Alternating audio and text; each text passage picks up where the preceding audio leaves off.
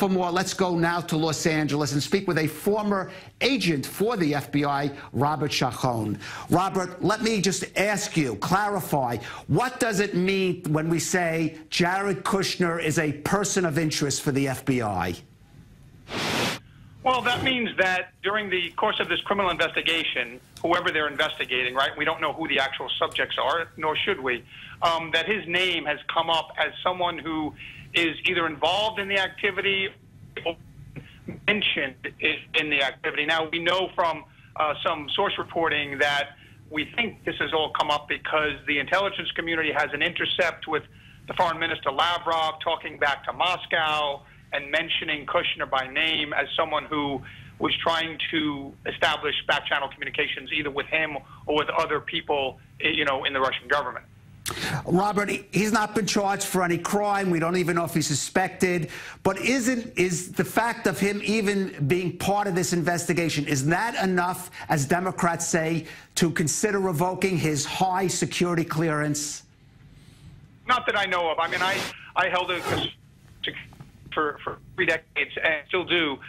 But, you know, there has to be a specific allegation of a specific violation of the rules that govern security clearances. And, you know, being a person of interest or being on the periphery of investigation isn't enough. I mean, I think a lot of this is political posturing at this point, and we have to see exactly what was done.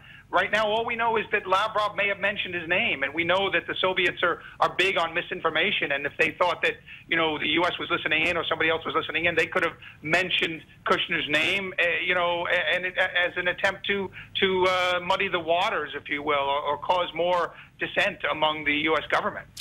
Robert, Michael Flynn had to resign because he did not fully disclose the nature of his discussions with the Russians. If it emerges that Jared Kushner did the same thing, basically, and we know that he may not have put that on his applications for security clearance, will he also, at the very least, have to leave the White House? You know, that's gonna be a real issue, and that's a great question. I mean, that's what it comes down to: is did he lie on his security clearance paperwork when he applied for his security clearance, and what those specific questions were, and what the specific contacts were. Now, we know not only did Flynn, you know, not put that on his, you know, it was almost an error of omission, but then he lied to the Vice President, Mr. Pence, about it, and that put the administration in a really bad position. You may not have that further omission with Kushner. It all depends on how the facts play out with Kushner, and I don't think it's going to be as easy as it was with Flynn. I think Flynn made some real obvious missteps and outright lies, and I don't know that, you know, it all depends on what Kushner did and, you know, and what gets found out.